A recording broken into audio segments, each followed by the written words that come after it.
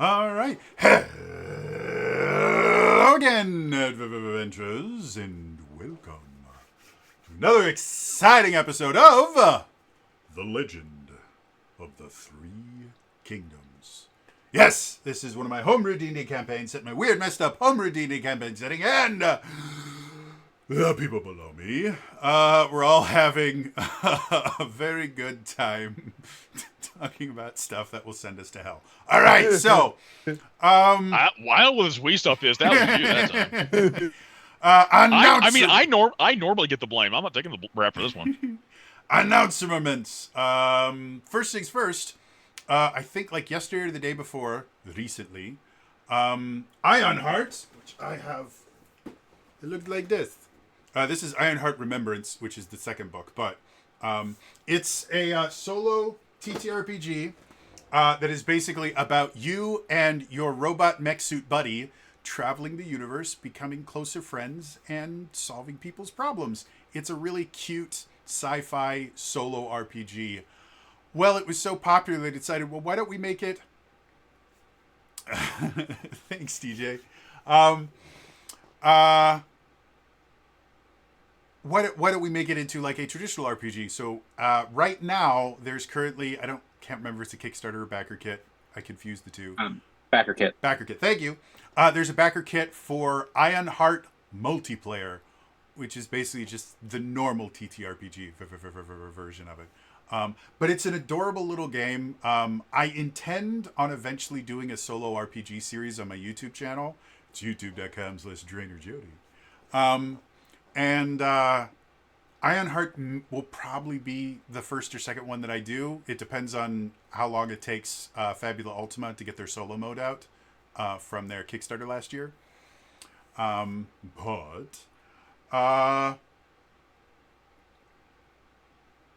Yeah, it's an adorable little game. I love it to death.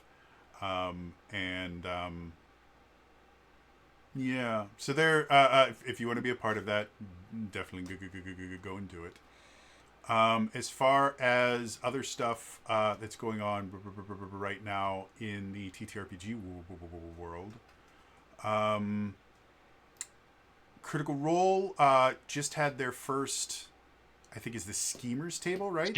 Schemers table game. It went live on YouTube on Monday. If you're unfamiliar, campaign 4 for Critical Role, they're doing what they call a West Marches style campaign. It's not really, but what it is they have multiple tables running simultaneously, as in... Sorry, I had like a gnat or something that just appeared. Sorry. They have multiple tables that are technically adventuring during the same time period. And they split them up into 3 different tables based on the kind of things that those players enjoy. You had the Soldiers table, where they kill things. You had the Seekers table, which was all about kind of lore and, stuff like that, delving into knowledge. Then you had the Schemers table, which is all the kind of politics and backdoor dealings and all that kind of stuff.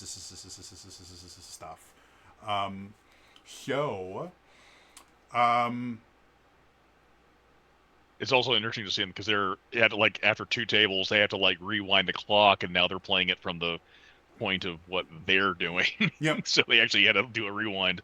So so far we've had 1 4-episode stint with the Soldiers table. We've had 1 4-episode stint with the Seekers table, and we just had the first episode of the Schemers table last week. I think this week is a week off because it's the last Thursday of the month, so I don't think they're doing something tomorrow. I don't know. But it is, an interesting way to run, and it's, Brennan Lee Mulligan doing Brennan Lee Mulligan type things, which is always fun.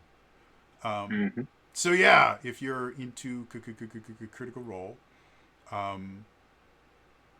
there's that, and that's cool. I think Darrington Press came out with a new board game in the last couple of months here, because they keep doing that. We also have Hope and Fear is going to be coming out this summer. the first expansion for Daggerheart, which is really cool. Numenera just finished their backer kit to fund the kind of second edition of Numenera, which was the first version of the Cypher system that was kickstarted back in like 2012, 2014, somewhere around there. It was the most funded board game in Kickstarter history when it first was backed, until it was beaten by something else, and has been beaten over and over and over again, because that's how records work. So that went exceptionally well, and I believe they're doing late pledges now, in case you missed it, if you wanted to be involved in it some way. Recently, what was it? Munchkin kickstarted or backer kit crowdfunded a second edition of the Munchkin board game, which is amazing and wonderful. I don't think I have my Munchkin thing up there, but I have an X-Men version of Munchkin, and it's great. If you have a nerdy adjacent thing that you're into, there is probably a Munchkin version of it. So, yeah. So lots of cool stuff, good going on there. The Sword World 2.0 English translation crowdfunding, I believe, goes live, I think, next month in April. So that'll be a really big deal for anyone that doesn't know.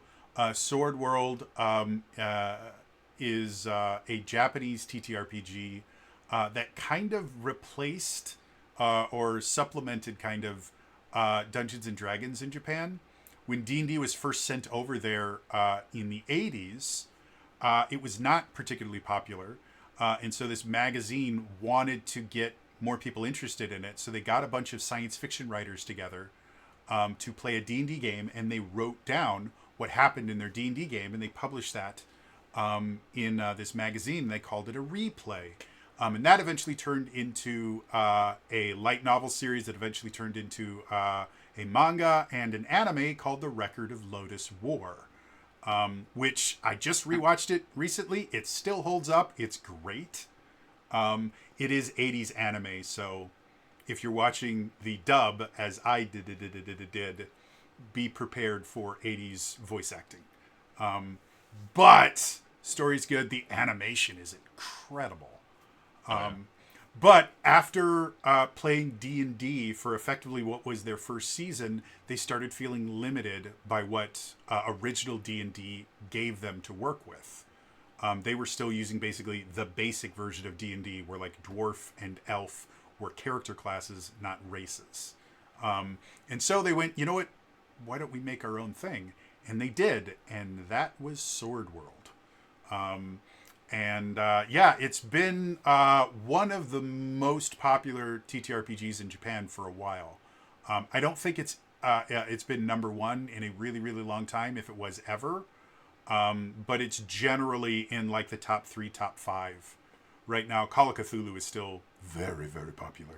And D&D 5th edition, WotC has done an advertising campaign in Japan using Japanese actors, using Japanese filmmakers and stuff like that to make a bunch of like ads and stuff for D&D in Japan. And they're doing something weird, like translating it into Japanese.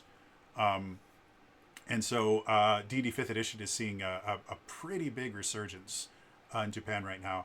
But my understanding, Call of Cthulhu is still number one. And Sword World is, again, fighting for like 2 or 3 fairly regularly. And it's a really cool system. I can neither confirm nor deny I might have a fan translation of Sword World 2.5 because I was really fascinated by it. But yeah, we're finally going to get an official English translation, and I am super, super excited for it.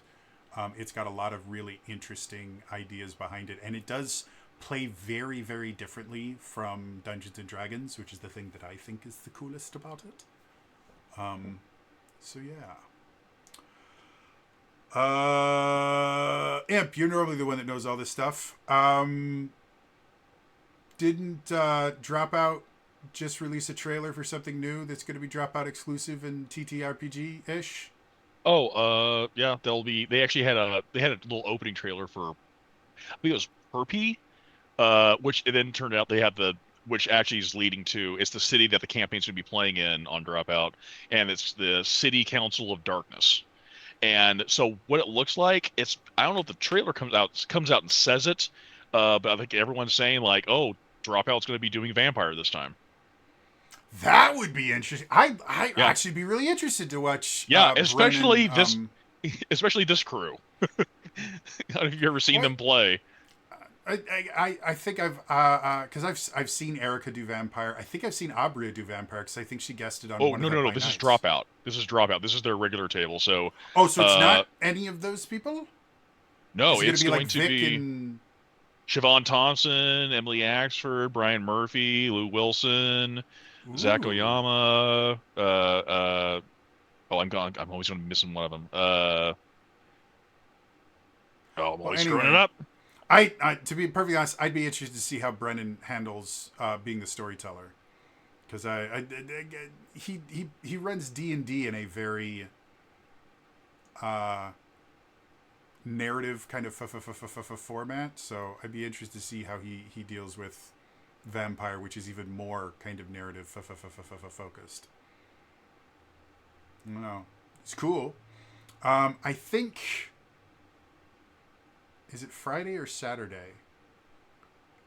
I'm PAX sorry, but 8, they'll be coming out April 8th. April 8th. Cool, cool. So that's coming out soon. That's going to be a Dropout exclusive. So if you haven't subscribed to the Dropping of Outs, you might want to do that. They also have a shit ton of other stuff on there. I also recently saw Brennan talking about something and eventually got to the idea of how different. I'm sorry, Allie Beardsley. It was going to There we bug go. the shit out of me. Allie Beardsley, who's a great player. He was basically talking about like the difference between running Critical Role versus Dimension 20. He's like, Dimension 20, like, we have our 8 episodes and we're done. Like, that's it. We shoot everything out and then we're done. We never do it again. You guys do this forever. I also, a few people have been bringing it up on D&D YouTube, but uh, because of how they're doing it, effectively, other than Brennan, I think most of the players are now effectively doing this part time because they will record their episodes more likely than not, maybe not like all at once, but very close together, and then not work again for months. Yeah, they do a lot of pre-records. I think some of them are joking, some are half joking about when they're recording. And I believe some of the stuff actually may have been shot last year. Uh, Yeah, um, because I mean um, that's the big benefit of them doing pre-recorded yeah, stuff is they don't have to actually yeah. do it weekly, and they can just do everything all at once, and then. Mm. So yeah, I mean, Well, if for we look at example, Alex Ward has his channel. He's doing Vampire over on. He's one of the people for his. I forget which city they're doing Vampire in on that channel. I don't know. I know he was in LA by night, and then I think he might have guested on Seattle by night as well. I believe so. Alex has done a shit ton of stuff with Vampire, but yeah, I found it interesting because if we look at like um, old school Critical Role, that makes me feel old. Um, like one of the things that they mentioned in interviews and stuff like that was just how weird it was that they got to play D&D every week because campaign before Critical Role was broadcast, they would play like once a month, once every couple months. And Uh, they would spend like yeah, maybe they do it all for like an day. eight to 12 hour session on like a Saturday or something, and Yeah. then they wouldn't be able to play again for a month or two. And they're like, yeah, it's really really nice to play every week, and now they're slowly kind of reverting back to yeah, we play once a month, once every couple of months, because they've split up the tables into, and it takes a month and a half to get through a single table's 4 episodes. They do an interstitial, whereas like they start to show off like with one of the other tables, Mm-hmm. like when they start even But showing still, like like this is all what's going those on. But yeah, interstitial stuff would all be really really quick easy stuff to shoot. So yeah. anyway, I found it interesting that the thing that was so marvel about Critical Role was the fact that they got to play every week, and now they just flat out don't. They Well, have they do. It's just like now it's in a completely different vein now. so. Anyway, I found that interesting. Yep. I was about to talk about something else and I can't remember it.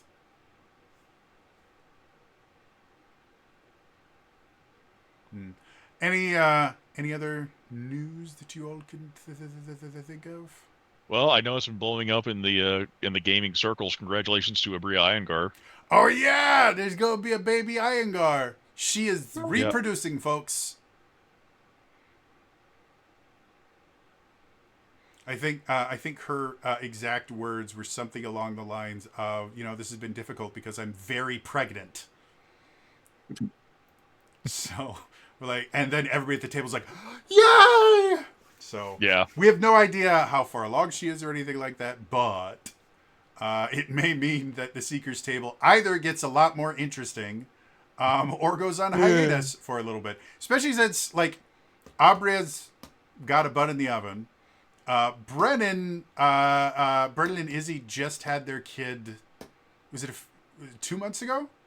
I believe it might have been 4 months ago now at this point, but like It's still a real tiny kid beba. no, kid number two. Yeah, kid number two. They have two of them now.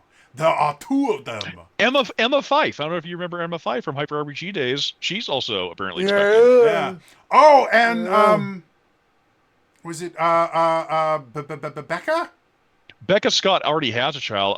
I don't know if it's confirmed or not. I'm not clear on the understanding if she now is having a second child. I don't I know. thought I know she she has had one. I know she has had. Yeah.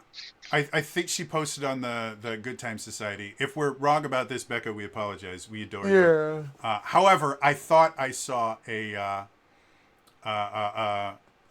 thing where she goes, you know what's really happening, and then she pulls out and she's got bebe bele.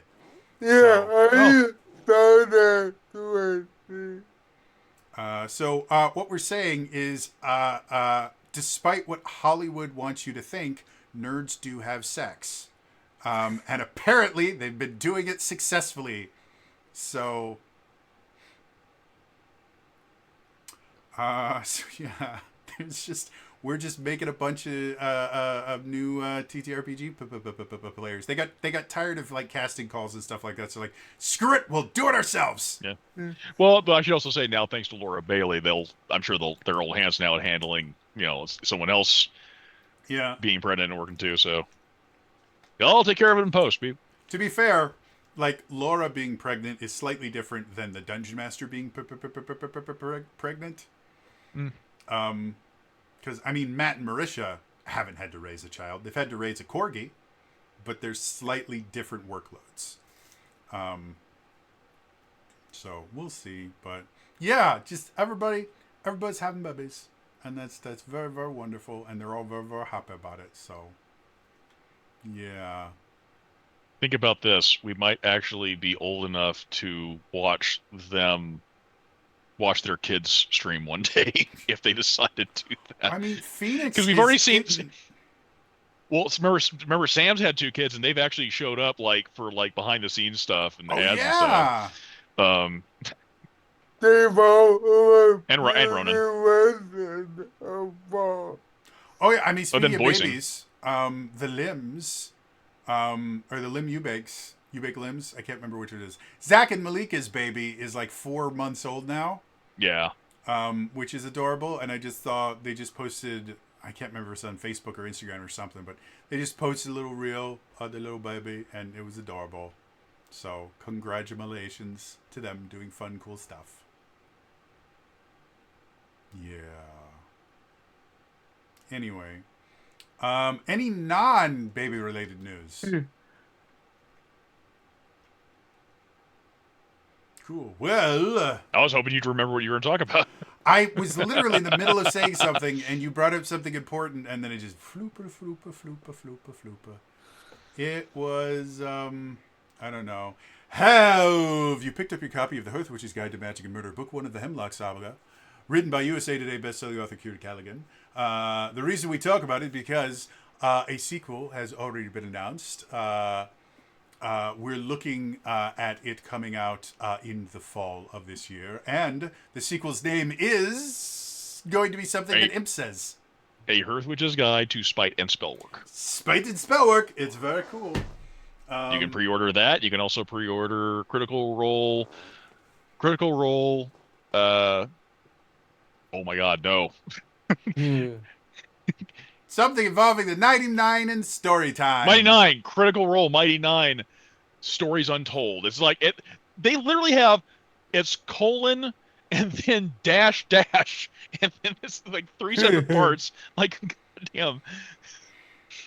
Critical Role, Mighty Nine. Stories Untold. Completely unrelated thing. Apparently, the person that names all the stuff for Darrington Press and Critical Role is a scientist. So, yeah, completely unrelated news. Sorry, I just get really annoyed with long scientific names. Anyway. So yeah, definitely do that. Kiri not only is an awesome person in general, but she's an amazing author. Like, I think I binged Alice the Terramarum Chronicles in like 1 or 2 sittings. Like, the entire book, couldn't put it down. And her notations are just as entertaining to read as the book, I would say, because they will have notations about this, that, and the other. My favorite notation, I'll repeat it again, too, because I think we did this off stream. In Hearthwitch's Guide to Magic and Murder, a notation, page 7. It has been noted that 9 out of 10 necromancers prefer German.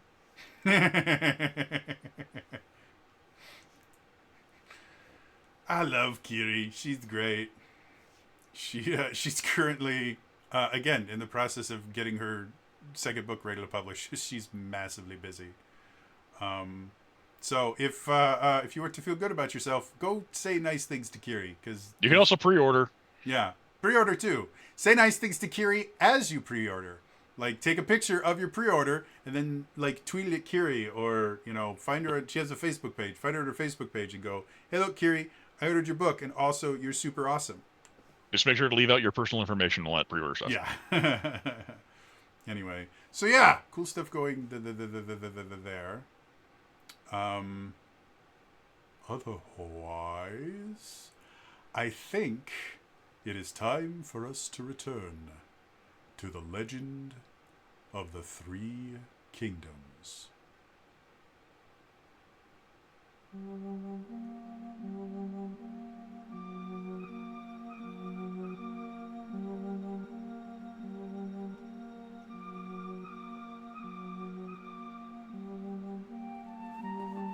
The party is preparing for an assault. After the Dark Lord declared Crucitalia a failure, and that he was going to remake this domain of dread for it to more perfectly align to his vision, the party decided that they would help the denizens of Crucitalia fight back against their oppressor, realizing the need to split up in order to ensure all places received the best defense possible. The party separated to reinforce the various towns in Crucitalia. Now we are focusing on the town of Meisenford, Relwyn's home, and a town normally beset by dangerous monster attacks. When they arrived, they discovered Meisenford had been damaged. There were these large abyssal rifts cutting through the town, chopping it up into various pieces, making travel throughout the town significantly more difficult. They found a bunch of people seemingly compelled to huddle in a group of buildings colloquially referred to as the garrison. After dealing with what was going on there and removing the compulsion, the party was able to make it to the center of town to speak with the people there and hopefully figure out exactly what was happening before the invasion that is set to happen in mere hours.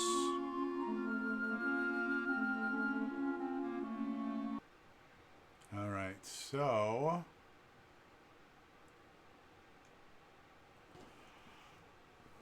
as a refresher, when we last played, you guys came to Meisenford. You found the drawbridge down, and something had come through, not just damaged the drawbridge, but seemingly melted through the very heavy chains that allowed the drawbridge to raise, and had melted the portcullis open, so that the main gateway in and out of the town that normally protected the people of Meisenford from the monsters outside was damaged and inoperable. In addition, there are a bunch of holes in the large wall that protects the town, making it exceptionally vulnerable to attack.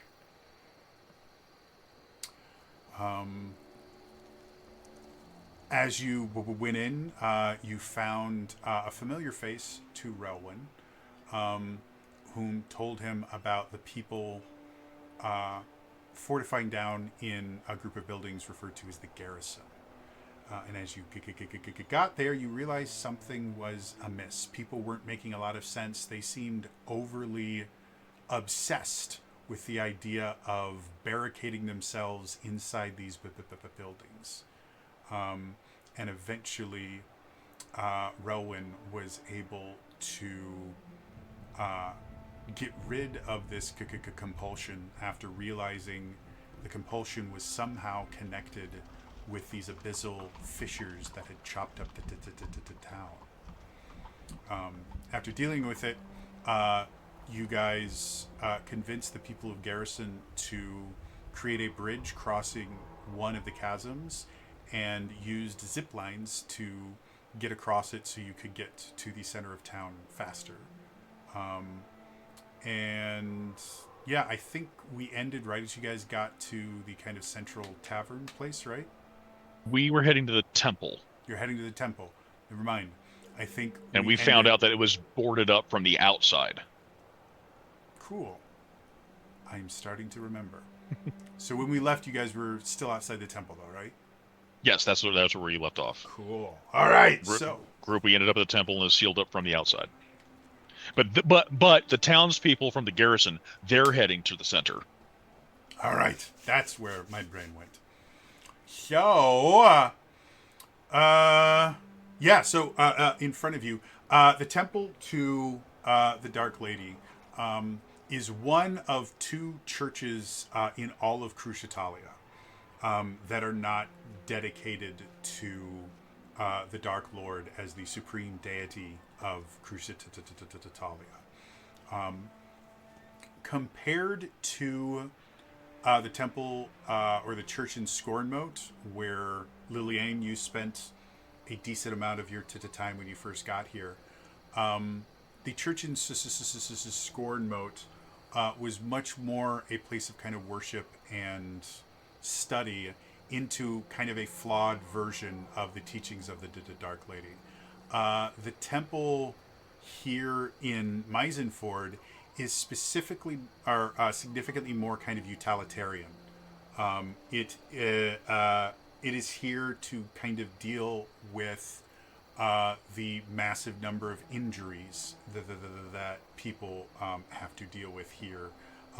There are beds in this temple that are set aside for people recovering from wounds. There are other beds that are set aside for people that aren't going to recover but aren't gone yet. This is almost as much as an emergency room as it is a place of worship. And almost all aspects of the temple have a functional use to them in addition to their religious purpose. Even the catacombs underneath the temple have the purpose of being enchanted against necromancy so that you can inter people there that, due to how they died, would have raised as zombies or skeletons or other forms of undeath. So everything in this temple has a purpose, which makes the fact that it's been boarded up from the outside even more bizarre.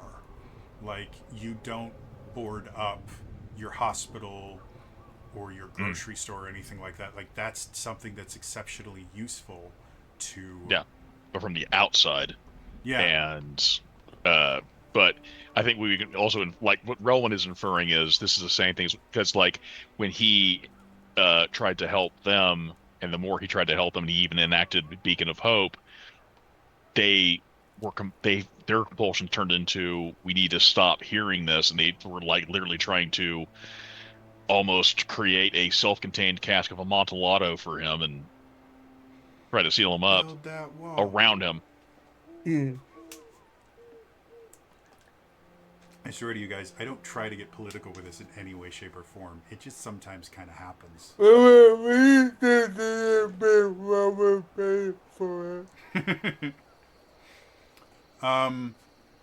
So yeah, so what do you guys want to do? As far as you can tell, like looking around, this part of the city looks abandoned. Like, you don't see anyone walking around. You don't see kind of any. There are no lights on in any windows. There's no smoke coming out of any chimneys. You're pretty alone right here. What do you guys want to do? I think Rowan is also just like on the same. I think, well, this seems to be the same. It seems to be just on a bigger scale of what they tried to do to me in the garrison. We have so little time. I'm hoping maybe we can, if they were willing to do this to a large scale, maybe if we help the temple, this could also help them break out.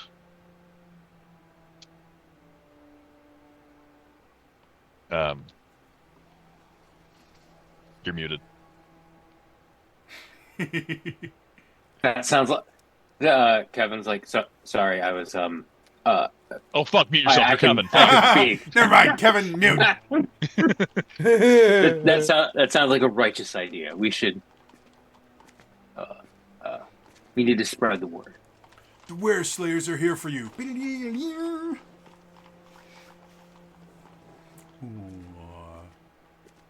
We have an If additional player today. His name is Toby. Careful, if it's familiar, Hello, Chody will kill it. Toby. I only kill cat familiars. I like dogs. And pseudo dragons. If I understood the picture of this layout of this temple, Mhm. I'm going to presume this is the front door. Yes. Okay. Just so the audience can see as well, let's see if it'll let me do this. Yes. I'm not exactly.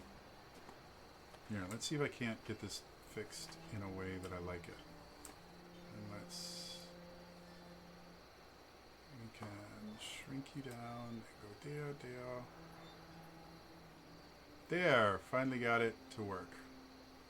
All right, so yeah, this the little kind of things there, that's stairs that go up. Okay. So the temple itself sits probably about like 7 or 8 feet above the ground. So you have these, pretty decently tall stairs that you walk up, and then you get into the temple proper. And a lot of that has to do with the fact that there are catacombs built beneath the temple, as I mentioned, for internment internment purposes. There we go, and other stuff like that. Also, how can you have a temple to the goddess of death without having catacombs? I mean, come on, like it's just how it works. And just for clarification, I do believe also the major thing is like this is corrupt. This is the corrupted teaching for the Dark Lady, right? We're in regards Technically, to. yes, but again, unlike Scornmote, where the teachings were taught a lot, here, like for the most part, like you were taught because you were effectively a cleric here, so you were taught them, but you didn't spend a whole lot of your time proselytizing. or Oh teaching yeah. or anything like that. You this is this temple serves a function. It is there to Okay. deal with all the death and destruction that happens. So the town itself did not If anything, receive. the town constantly deals with pain and suffering because they're Yeah. constantly getting fucking attacked.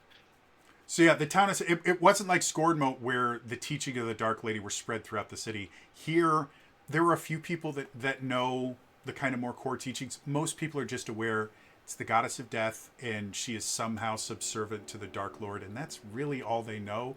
Oh, and if you go to the temple, they have magic powers that will make things hurt less. Sometimes actual magic, sometimes it's just you guys understand, botany really well. Yeah. But yeah, so yeah, this as much as This yes, is you the were taught the kind of perverted version of the worship of the Dark Lady, it wasn't a huge subject here. Like the head of this temple did not give sermons; he was too busy. Yeah, and this is like just also recap a reminder for the last time too. Uh, when Rowan initially, no one knew Rowan as a cleric when he left. He helped because he helped Talbot, who was like an apothecary and so forth, and they kept Rowan's powers on the down low because Rowan was actually literally easing people's suffering, and he had like was more and more he was like he knew this wasn't right, which is in this world heretical, and so now he's returned to them and he's full on. Yeah, he Yeah, basically when he left, most people thought of him as a healer because that's what he did. He helped the Talbot, who was viewed both as kind of a religious person, but more of as the person you go to when apothecary. bad things are happening. And so he was more viewed as the healer's assistant, and now he's in full cleric garb, and and that's it's not really something that this town has seen. Again, you have a temple, and there is. I guess I'll ask you, since this is part of your backstory. Do you view Talbot as like the priest of the temple, where he was actually viewed as the religious figure of the temple, or is there another religious person I that always works in the envision temple as well? well because I didn't understand the makeup at the time because I was literally thrown into Yeah, like there uh in regards to like everyone keeping their head down low and trying to keep on like and keeping Rowan secret for the most part. Um, I was he was like Talbot was the apothecary for the town, yeah, and he taught Rowan everything he knew about herbalism, and that's how Rowan was able to initially help. That's how Rowan learned to make healing potions. mm-hmm. And so I don't believe he was ever actually the priest of the Okay, temple. and yeah, and that makes sense. He may have definitely assisted and helped because temples and injuries and So let's infirmaries definitely need all the help they can get. so let's say again, there is a head of this temple. Hmm. However, as far as the town is concerned, because Talbot lives at the temple, technically is subservient to the priest, who we're going to call John. It's a good, strong name.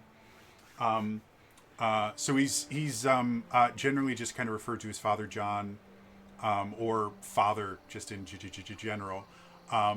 And for the most part, he's next to useless. He's a figurehead. He's there. He was appointed by the Dark Lord to oversee this temple, but Talbot is the person that actually does stuff. Father John, every so often, will attempt to give a sermon that no one listens to.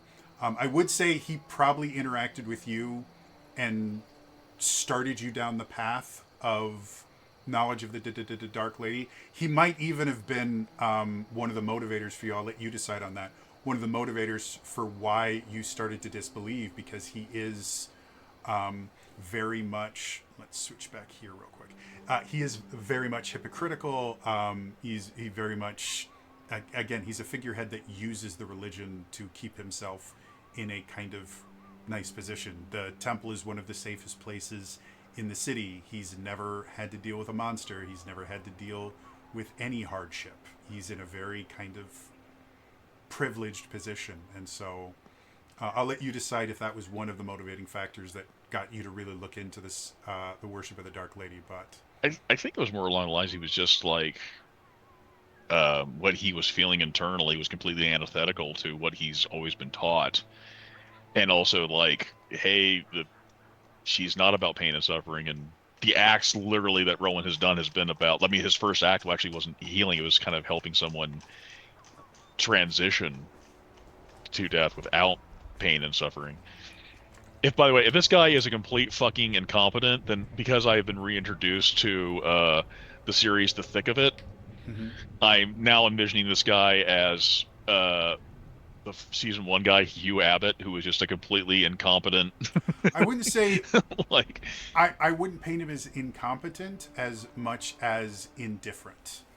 His position there is not actually to expand the faith or anything. His position there is one of privilege, and he enjoys being in a privileged position. So okay, he's not incompetent. He's not there to help anyone. He's there to help himself. okay, And you've been very much aware of that. If he were to apply himself, he has no clerical abilities, so he also in a he has a fight, he has a position, none of the talent. yeah, in a fight he would be next to useless, but it's not due to incompetence. It's just due to the fact that he's never needed to. You know, he's the dude that got promoted because, he kissed up to the boss, and so they made up a job position for him that has no responsibilities but a nice big fat paycheck. Nepotism at its best. Yeah, so Again, not political at all. nepotism isn't purely political. It happens. I can't tell you how many nepo babies I had to deal with in management. It was impressive. So, that being said, with all of that background, again, you guys are outside the temple, and again, every entrance a normal person could find a way into has been boarded up, which includes the very large kind of stained glass windows. Probably going up 15 to 20 feet have been boarded up.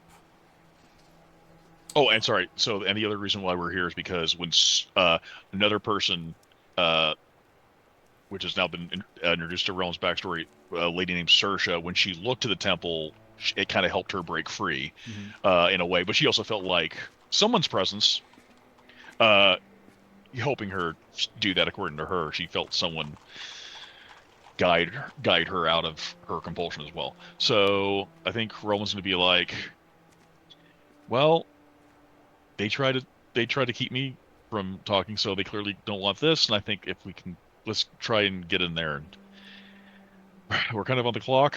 We can kind of go in there, and I think we're just gonna like. No one really feels a compulsion to do anything until something happens. So I think we're gonna look at the like, okay, the doors. Is it Mm-hmm. just a giant obstacle of detritus, or do they like get to work sealing this thing up proper? Um, for lack of a better term, it's like a bunch of plywood hammered in front of the door frame. So it's Hmm. basically like they've sealed off the door so that you can't get it. And these are like old school, like Notre Dame style doors. Yeah, Big old yeah, double doors. And there's just a lot of wood that's been hammered together and kind of sealed against it. Does that make sense? yeah. But I'm sure like so from that's like, but the wood's nowhere near as good as quality as the doors themselves are Not made of. any way, shape, or form. Yeah, they just cannibalize and from Yeah. probably If materials you surrounding look them. around, like you can see where like siding from the house was used over here, and oh look, there's some roofing shingles, and like it's obvious where the materials for this came from, and they're not. If it wasn't for the fact that there's just so much there, this would not keep anything contained. Like this is not quality work. It's just quantity. There's a lot of stuff that was just haphazardly nailed together to create a rather impressive barrier. But the doors behind it are made of metal. They're iron. Okay. Um, but traditionally those wouldn't be locked from the outside. Those would be locked from the inside if they were done. So, Yeah, there's a big old bar that they would use that would brace it from the inside normally. Normally, yes. Yeah. Hopefully, but like again, it was sealed from the outside. Rowan is hoping we won't know until we find out. Um, let's go like, yeah, I think Rowan actually will turn to the rest of the crew and be like, how quickly do we think we can take the blockage away?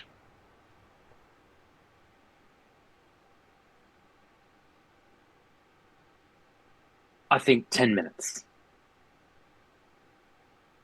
Were Slayers, let's do this!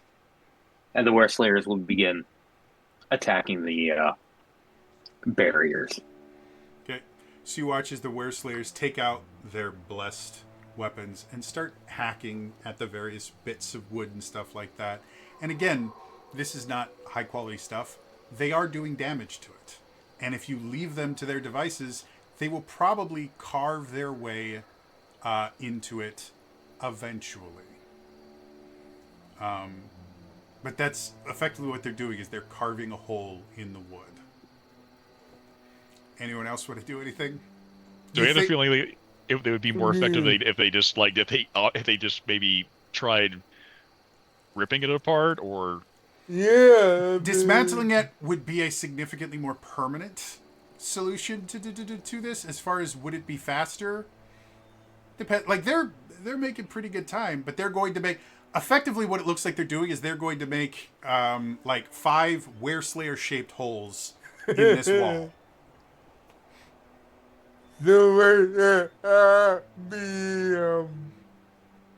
Yeah, full on like Wile E. Coyote.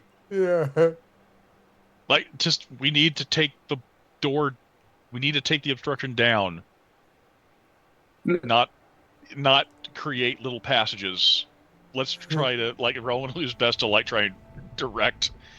Monsieur, can you get your incompetence out of the way, please? Oh, I feel like if I knew what that word meant, I'd be very upset right now. Were Slayers, we'll check the perimeter. It's a door, right? It's not even that. It's wood nailed together.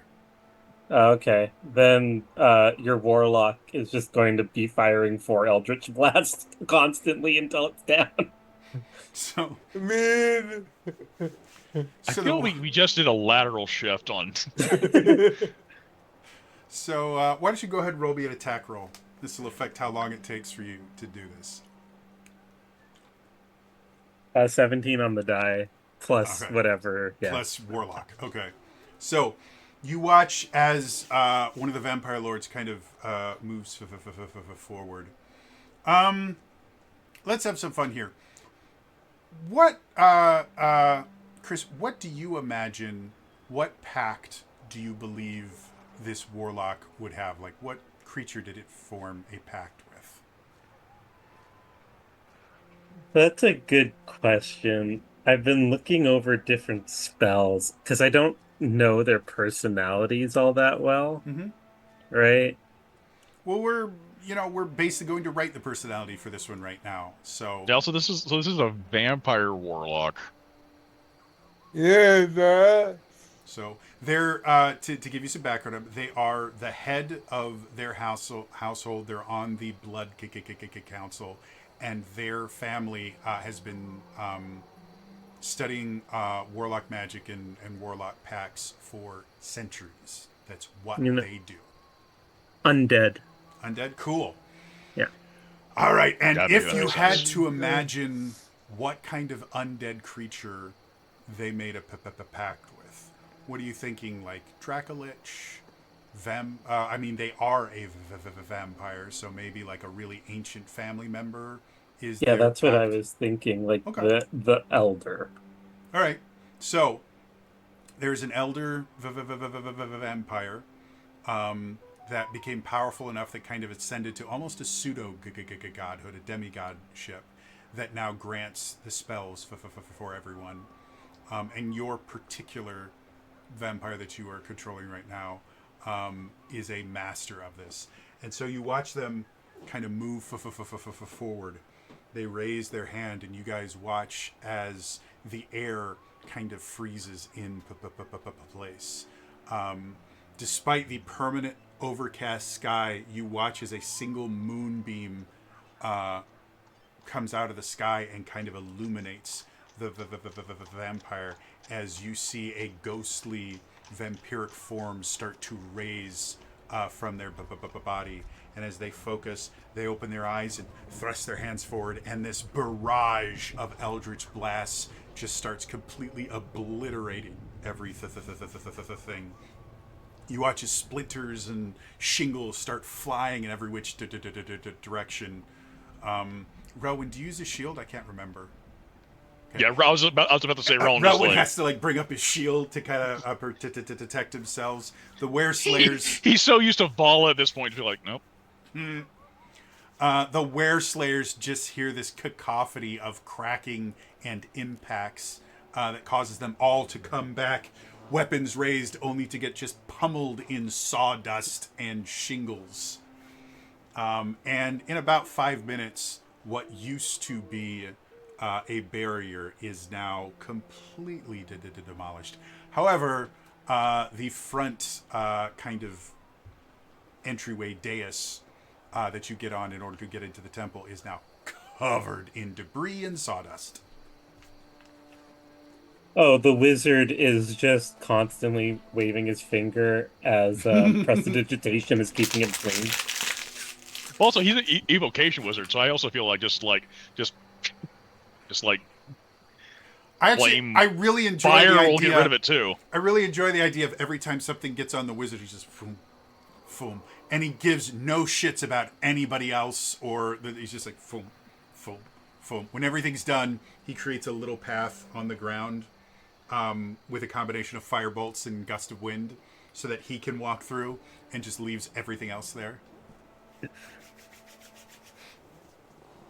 So, you guys can see the massive iron doors.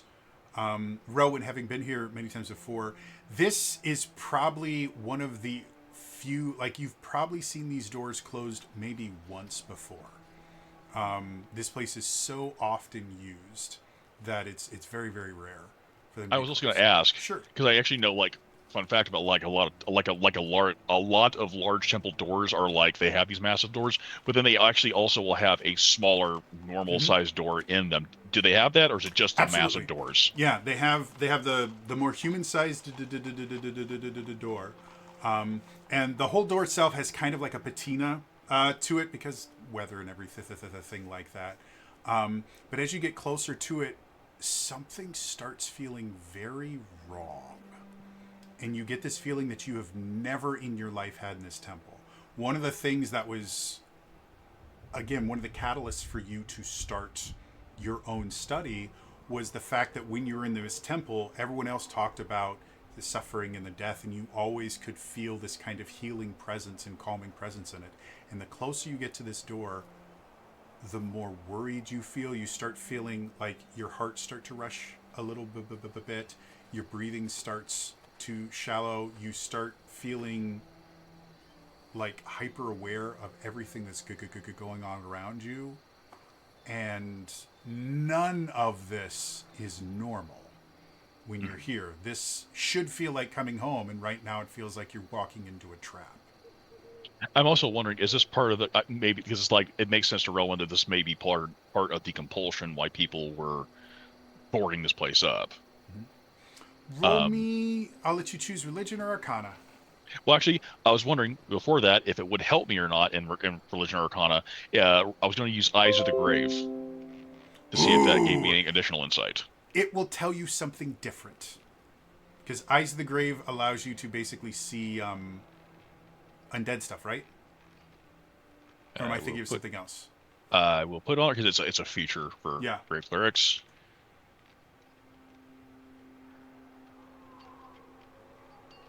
Yep. So if you use Eyes of the Undead or Eyes of the Grave, it will tell you different information than you will learn from either a religion or arcana check. So it'll still be useful information, but it'll be completely different. Okay. I will go ahead and I'll use religion. Okay. And sorry, D&D Beyond, I don't feel like trusting you today because you were kind of hit this. This time. 9 and 9, 18. Could I use guidance on myself, or is that... If you would like to, this would be a very, very apt place for you to use it. Okay. That's cocked. Oh, 18 plus 3, 21. All right, cool. So, as you kind of focus on this feeling and you focus This on funky fork. what you learned at the garrison, you realize that this is not a compulsion. This is your body and your kind of clerical abilities reacting to kind of an antithesis of your abilities. Like this isn't a compulsion. This is a defensive reaction of your own kind of in-ground self-defense system. Does that make sense? Yeah. So if you would like to use, what was it, Eyes of the Grave? Mm-hmm. If you would like to use that, you can use that as well, and you will find out something completely different. Yep. Okay. So as you sit there, you start realizing, oh no, this is me reacting to something bad. You activate your Eyes of the Grave, and as you kind of open yourself up to the realm of death, you instantly feel revulsion as you can look through the doors themselves and see a horde of undead rushing from the catacombs below into the temple proper, and they seem to be actively fighting against something, though because of how Eyes of the Dead work, the only thing that you can see is the locations basically of the various undead within 60 feet of you. So you couldn't, if they were battling something, you would have no idea what it is because there are massive iron doors between you and it. But they are actively moving and engaging something. Okay, there is... This is currently containing massive amounts of undead, but they're not focusing on the door, right? Like you said, like, so they're focusing They're on a not trying battle to get that's out. going on inside. They're focusing on something in the middle of the temple. And if undead are trying to fight something in the temple, then it sounds like we should be trying to help whatever's inside the temple. 'Cause that's like Rowan, like he's looking to help everyone else feels around him.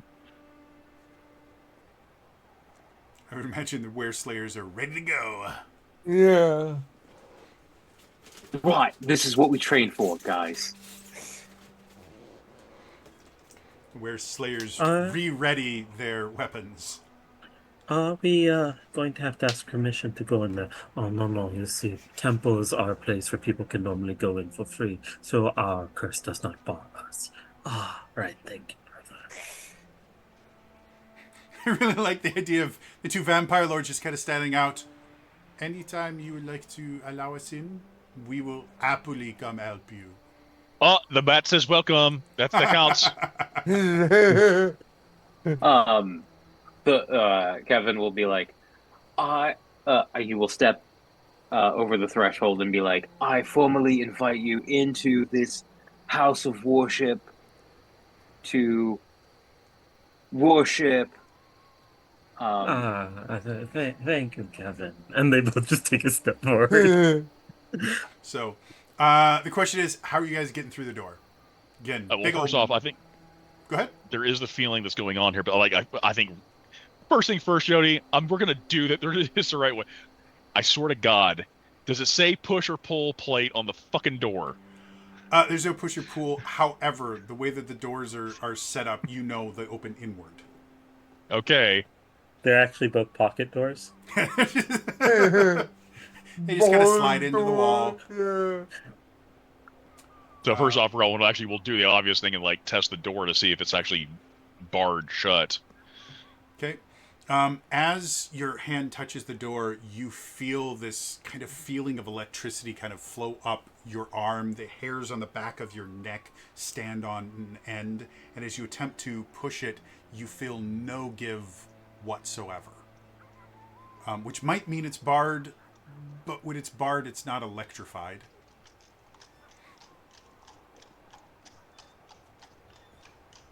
Okay. Unfortunately, this is more of an iron door, but there's probably a way in. It was like, he's like, the wear grooves would be like, does the magical side of things have a easier way of opening this up? Perhaps the illusionist could have done that, but let's see. Is there? I I mean, have because fireball?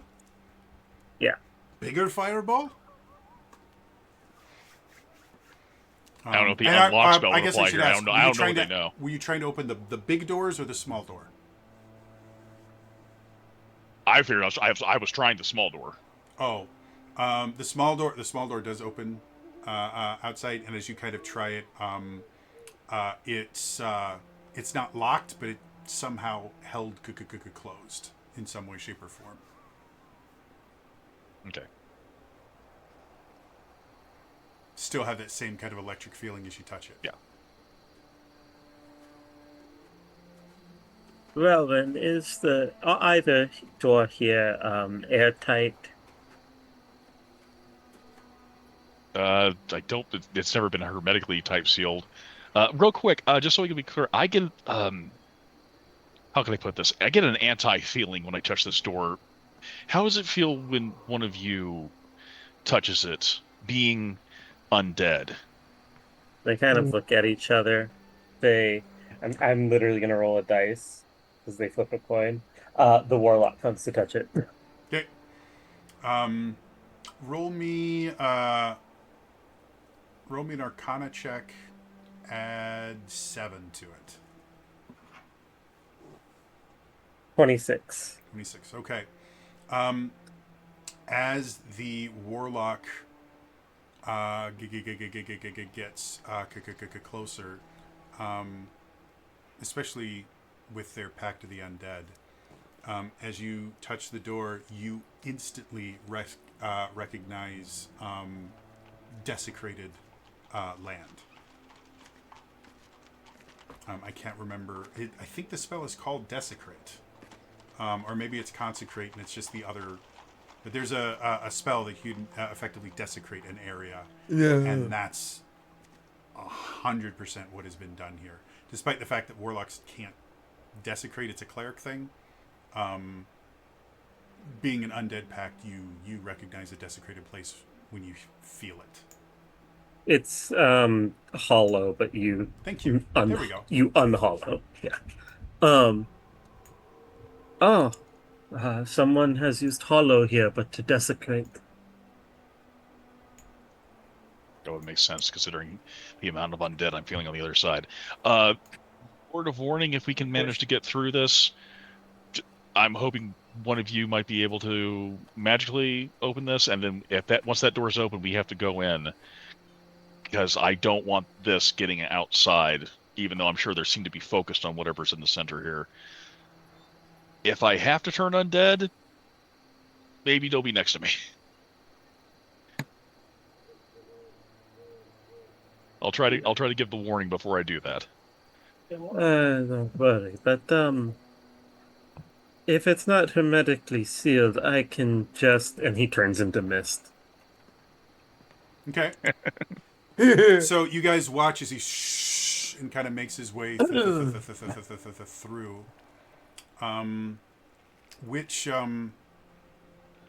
Which one is going through? The warlock? The warlock. He's right there. So as the warlock kind of goes through, he eventually hits kind of a wall inside that makes him kind of struggle to move. But it doesn't take very long to get through it. And as he kind of solidifies on the other side, he sees something. I mean, for lack of a better term, impressive to him. There are tons of various different flavors of undead everywhere. However, in the center of the temple, there is a slightly kind of raised dais type thing, where a single figure seems to be doing something that's creating explosions and doing other things like that. But as far as you can tell, there's no magic being cast at all. And as you look closer, the figure in the center is dripping, absolutely drenched in sweat, looks nearly completely wiped out. And every so often, he'll go over and he'll wave his hand, and you'll see like powder kind of come out from it, and it will interact with a torch on the ground and then ignite and scare back a few of the undead. Or he'll go over here, and he'll pour a vial on the ground, and you will watch as it bubbles and blackens and smokes, and this kind of toxic gas kind of raises from it, and you watch as the undead just kind of start to melt in it and slowly move away. And he keeps kind of going to each kind of side of this over and over, doing something different each time, getting weaker and weaker as he goes. You can see suspended from the ceiling, probably about 40 feet in the air, is a figure in a cage that's kind of just up there smiling. He seems to be singing or humming or something. He's waving his hands around, just kind of dancing in this suspended, very gilded looking cage. And if you turn around, you can see the large doors are not barred, but there is a sealing spell that has been cast on them, and the same spell has been cast on the smaller doors, so that's what's keeping them closed, is effectively kind of like a warding spell that prevents it from being opened. Okay, then he'll just try and dispel the small door. Yeah, very, very simple. Doesn't take a whole lot of effort.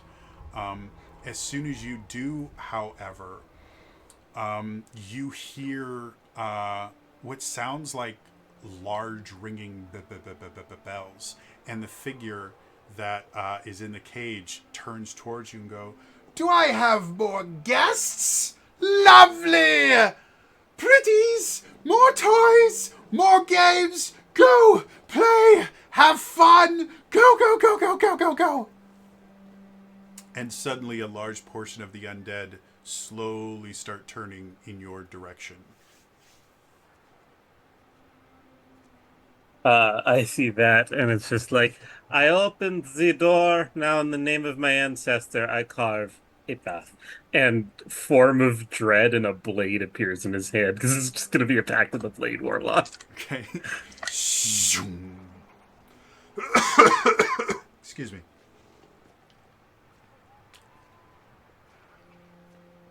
I had to get a new dehumidifier for the basement, and it works. But it means it's very dry. All right. So, Rowan and the rest of you guys, you notice that the door seems to change a little bit, and you no longer feel the intense reaction when you touch. You no longer feel the electricity from it. You think you can open it now.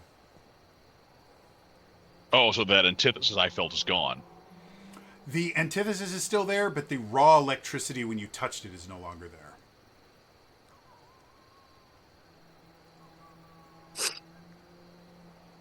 Okay.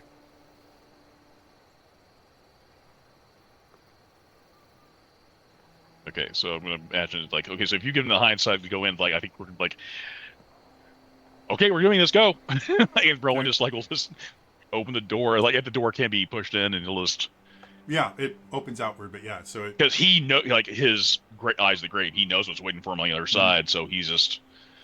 As you come in, you see the warlock has conjured this very wicked-looking blade And it's kind of just sauntered forward very casually.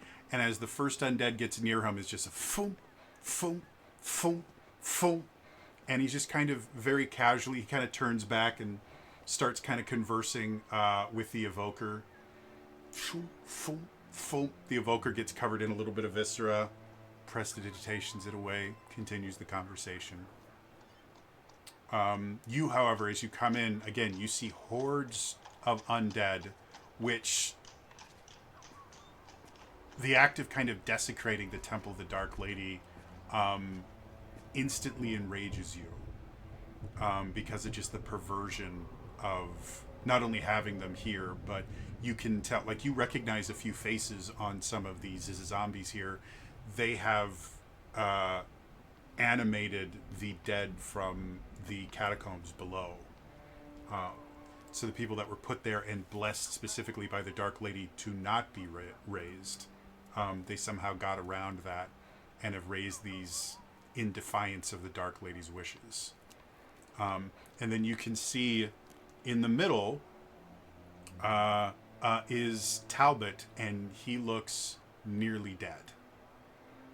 You can see he is drenched in sweat. All of his clothes are dripping, and you see, like, he'll come over and he will spread a powder that interacts with a torch and then erupts, or you see him pour a potion over here that creates noxious fumes, and he's using all of his apothecary talents to keep these zombies at bay. But it looks like he's been doing this for a decent amount of time, and first of all, you can tell he is nearly out of supplies, and even if he had more supplies, you don't think he's going to last more than maybe 10-15 minutes with just how exhausted he looks. Go ahead. Goblin tricks, but if he does die, which clan does he get to?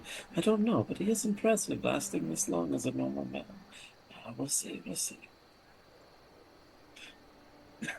So, again, the vampire's very, very kind of nonchalant about this.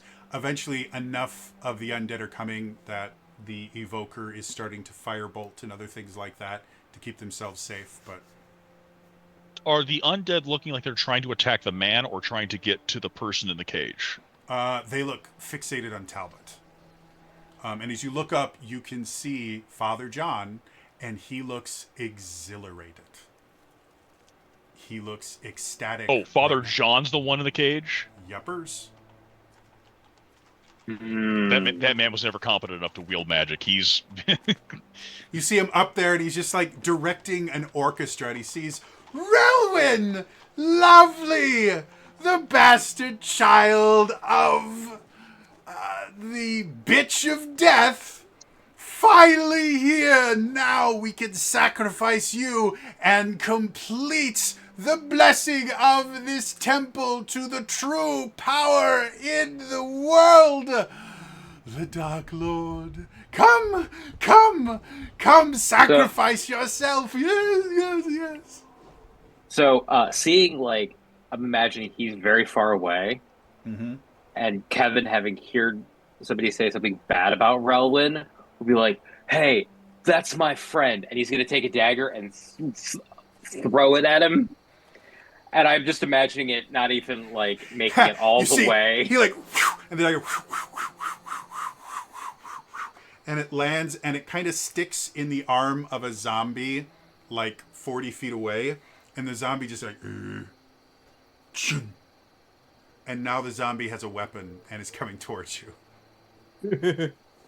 That was a warning shot. Next time, you'll pay. And you brought gifts! Gifts for sacrifice! I mean, normally we'd want someone with more brain activity. These zombies are going to starve if they attempt to eat him, but... we can raise him into a wonderful sacrifice, and everything's going according to plan. Yes. Come on. More. And he's raised his hands. Go ahead and roll me, anyone that wants to, roll me a perception check. Advantage. 11. 18. That's 22. Okay. And everybody else? What was Hit True Spirit, natural 1 for Kevin. Gotcha. I rolled a 12 on the die for the vampires. I don't know what that turns into. Yeah. They probably wouldn't have. Let's say vampires will add a 4 to it, and then what character are you playing again, Lillian? The deputies? They would have really good perception. So go ahead and add a 9 to that. I don't know if it matters. My past perception's even higher, like 2. 20. So yeah, between Relwyn and the deputies, as you see him kind of raise his hand, you notice there's something on his wrists, like bracelets or something kind of akin to it, that are glowing. And as he's sitting there, is getting more and kind of violent, you start seeing like figures on the pews start to rise and move forward, and you can hear. And how long is your Eyes of the Grave last for? Oh, I don't think it's. I think it's just a snapshot or something. Oh, to the end of your next turn. Okay. So Yeah. yeah, that would have ended. But you can hear more undead kind of rushing out of the catacombs below. As he just seems to be doing it. And you can see Talbot has finally noticed you guys, and he kind of locks eyes with you, Rowan. He's like, "Run!" And then Talbot, we're coming. you watch him take a swig of something, pick up a torch, and go. And this, not just fire, but almost a dragon of fire is created as he just blows these flames around and incinerates the zombies and skeletons that are closest to him. But you also notice that it's such a bright and loud situation that probably about 2/3 of the zombies that were starting to go after you guys just kind of turn around and start heading back towards Talbot. No question. Mm-hmm. What kind of firearms was the deputy? Are we talking like flintlock? Are we talking like Um, revolvers? I'm gonna say more likely than not they would be. I can't remember what it's called. Oh, the lever action? Yeah, lever action. They're still using bullets. Nothing quite as advanced as like Fury and Thunder. Thunder and Fury. So you're think of like the earliest lever action rifle that you can think of, and they'd be single round. So like every time they have to put a new one in, and yeah. but again, anyone that's done it, they can do it like Yeah, in one yeah. smooth motion. So like, so that's the kind of weapon that you guys have.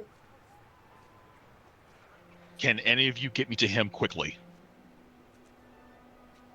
To Talbot. What? How far is he? Maybe 50, 60 feet, barely. I'll check what kind of spell this is. Though I know that like the wizards have multiple Yeah, you're not limited to evocation spells. That's just the things that you do best. yeah. Uh yeah. Um we and I'll vortex warp rolling over. Okay, so Rowan, as you're sitting there, you suddenly feel yourself sucked into another dimension for a second. You feel like your head being squeezed in a vice, and then suddenly you are right next to Talbot, who sees you appear, and you watch as his face just falls. And he kind of drops for a second. "I told you to run, you foolish boy." And Rowan puts his hand on Talbot's shoulder, and he casts, for the second time, Beacon of Hope. Okay, you guys, It- go ahead. And he just goes, and so again, it starts happening, and it's like his eyes probably even shimmer a little bit, and just like even his amulet will probably glow. And it's just like it's going to be okay, and just like a So mode of light will appear over Relwyn. So, you guys watching from this as the sidelines, you watch as Relwyn gets violently teleported over to Talbot. You watch him kind of place a hand on him. You can't hear what he's saying, but suddenly you watch as the little bits of kind of indigo smoke start rising from his eyes as they start to glow. You see the symbol of the Dark Lady on his surcoat start to get that deep indigo glow, and then suddenly, shoom! There's this indigo beam of light that just shoots up, seems to penetrate the solid roof of the temple, and suddenly you just see these waves of indigo light kind of going off and radiating from it as Relwyn goes full like Avatar state. Talbot keeps looking at you, and as the beacon of hope kind of hits him, he looks confused, and he kind of looks down at your hand. He looks at what you're doing. You can't do this. This is my duty. This is my penance. I'm supposed to die here. This is how I fix everything. Talbot. And he tries to push you, but the amount of kind of divine energy flowing through you and just how exhausted he is does nothing. If You he can is feel under him. any kind, if he is under any like the similar compulsion to them, Mhm. and Rowan would consider him an ally, if it's involving a wisdom save at all or not, I don't know. Roll me an insight check. Okay.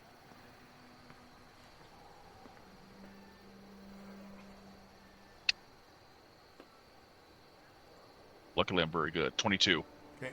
So your entire life growing up with Talbot, you've always known him to be a very kind of personal man. Like when things go wrong, he doesn't like take it personally where he like, you know, has like a chip on He's his never shoulder. he's never brought up penance before. But he is the kind of person that when he sees something wrong, he feels like it's his duty to fix it. And so he does personalize a lot of the problems that the town has.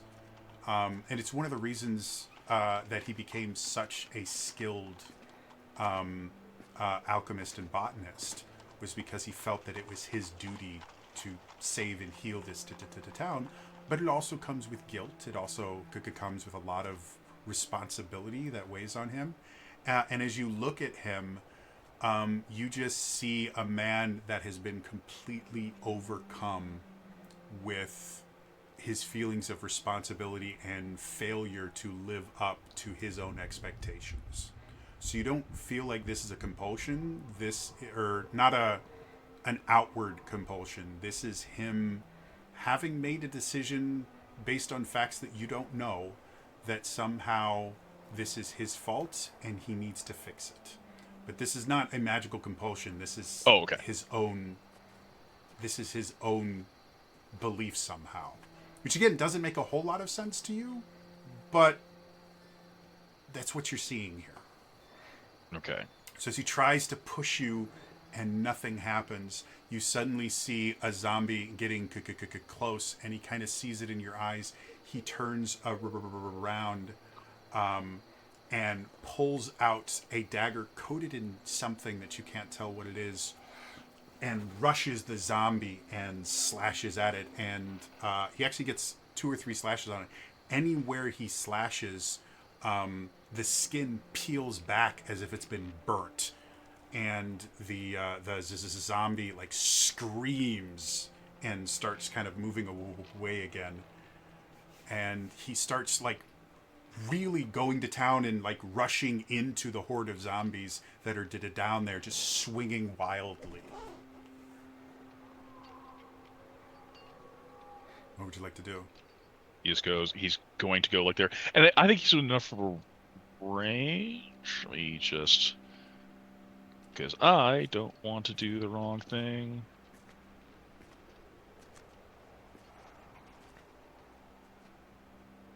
Okay, yeah, so it'll be range of 30 feet.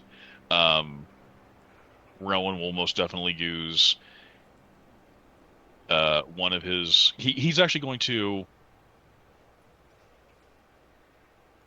Sorry, I'm trying to find where my counts for channel divinity. I believe at this point you should have 3. Channel divinity. There we go. Yes, I had 3. Yeah, no, go there. Just go to features and traits. Um, Rowan actually will just go there, and he's actually going to be like, this is actually the calmest. It's again where he started versus where he is now. Rowan is going to like he just puts a hand on him and like I'm sure like he's so tired, but he's like this is a I've known people who will like you'd be surprised how much you can fight on fumes, Mm-hmm.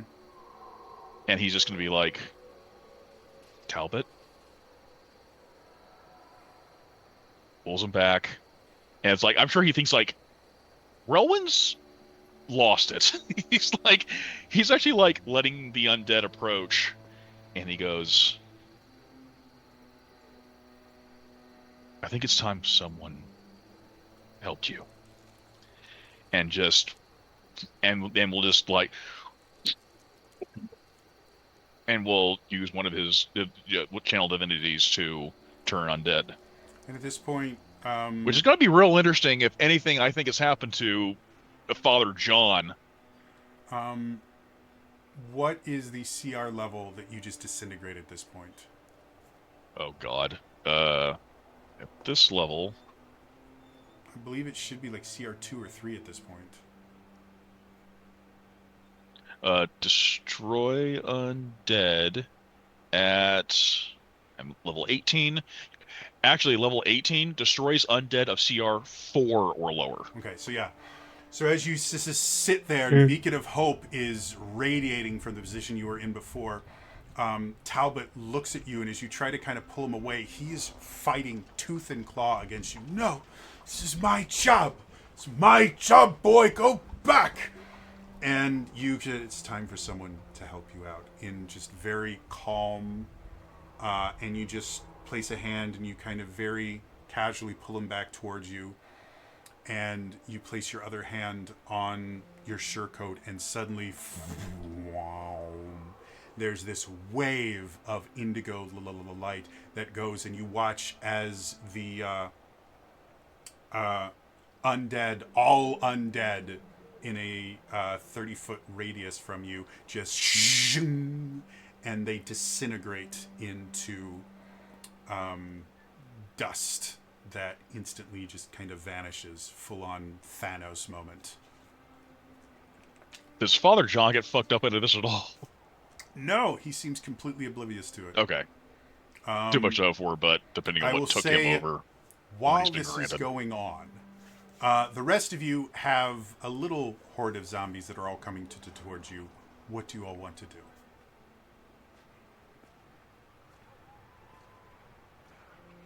I think that they know that the bracelet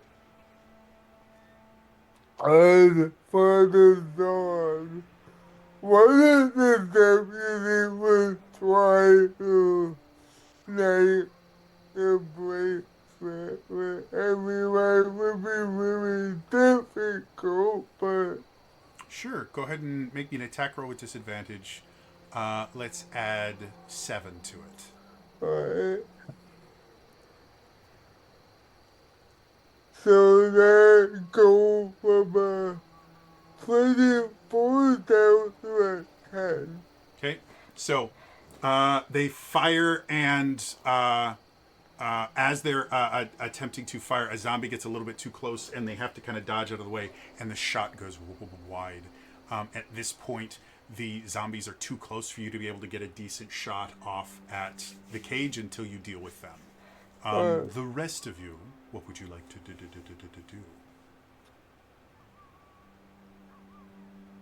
I would say as a reminder to the evoker special ability is they can bend spells around people. So if that affects what you want to do.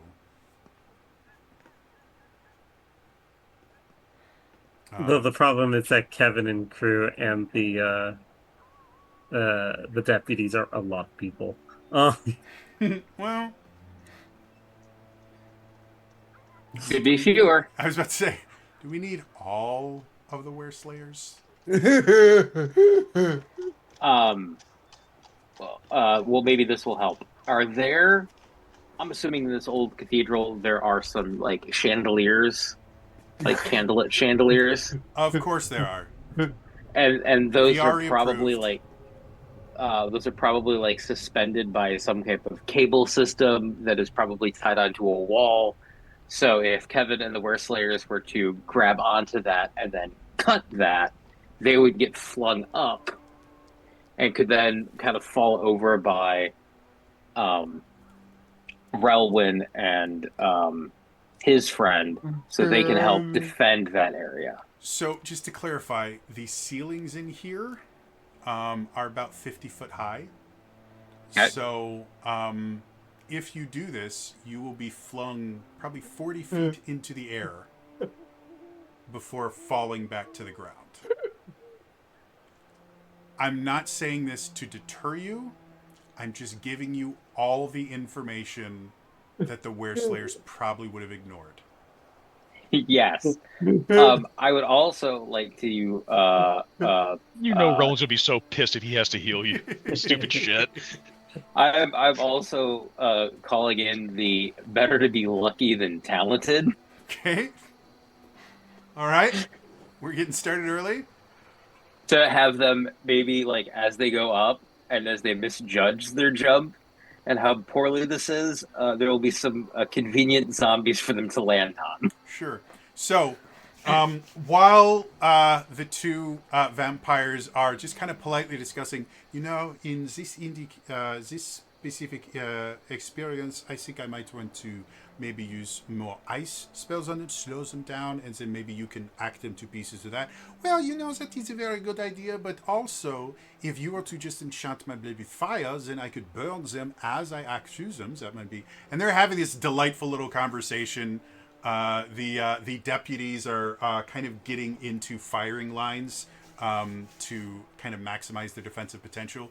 Where Sarah's like, "Don't worry, I've got this, guys," and they all rush over to the side. They each grab a handhold on the same very thick chain that is holding up one of the chandeliers, and one of them just comes through and hits it as hard as they can with their sword, which does absolutely nothing to the chain. However, it does accidentally loosen the thing that's holding the chain to the wall. And so it does accidentally work. They all get launched into the air, and as they are flying up, a massive chandelier lands down and kills about probably about 3/4 of the zombies that are there, because it's a big old massive thing. And you guys are thrown forward,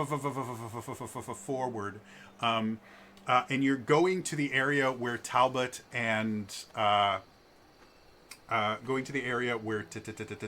and Relwyn are. As you're getting over there, you all impact the cage that you realize has a some sort of shield or force field or something on it that causes you all to impact it and then drop.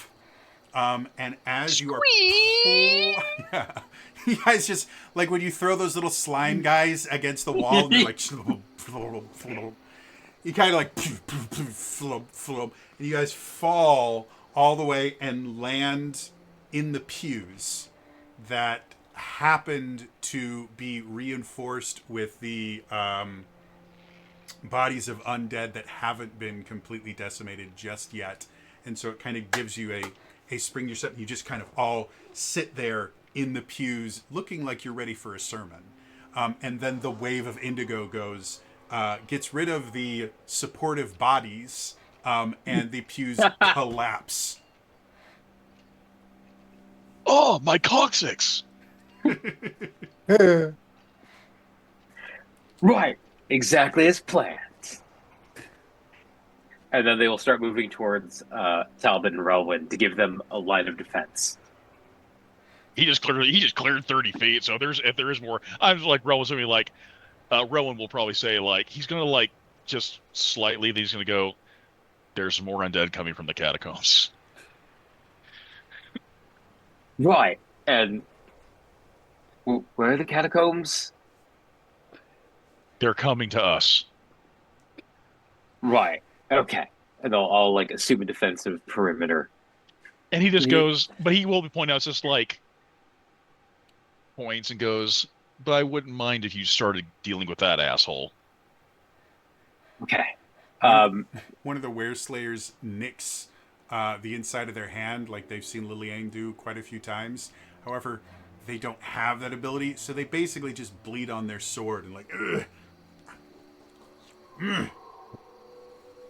um, Rowan will call out that trope. Who cuts their hand? Why would you cut your hand? I it's you wouldn't understand. Uh, it's a blood hunter thing. Just do we see like a rope or chain or something holding that cage up? No. I mean, there is a chain that is attached to the ceiling, but it's not attached to anything down here. You're actually not sure how he even got up there. Like, there's no way to lower the cage. There's no scaffolding up there. Like, he's just there. It's kind of weird. We will ask Talbot. How do we get to that asshole? Talbot is ignoring you. They are right. It is actually much safer to cut in a high-fat area. The hand has a lot of structural. Never mind, you won't understand. Are you calling me fat? I mean, I know I've put on some pounds, but it's okay, brother. Don't worry about it. Don't listen to that. We know you're struggling. We will help Um, you with your struggles. how It's many okay. deputies are there again? I think we said, was it half a dozen?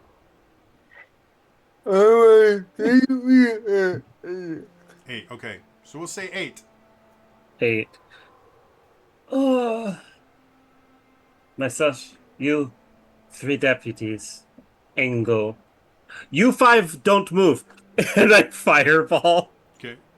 So suddenly you see this large explosion from the other side, and suddenly the rest of the zombies over there have been incinerated. And you see Father John is up there going, "No, no, no! It's not how it's supposed to go! No, we can still fix it though. We can still fix it. Everyone to the center stage! We will have a beautiful blessing of blood! All the blood! All the blood!" That You were the incompetent as a father. You're more incompetent being deluded now. I didn't think that was possible. That. Can you tell us that force wall? And the vampires are going to look up. It's the spell. I can't remember what the damn spell is called. Sphere of Invulnerability. Does that sound like the right spell? It sounds like a D&D spell, doesn't it? If that's what I'm thinking of, yeah. Yeah. Give me a second here, guys. At one point, I had almost every 5th edition spell memorized. Like I knew them all. I'm pretty sure that's what you're thinking of. Globe of Invulnerability. There we go. So yeah, I mean, you would recognize a globe of invulnerability.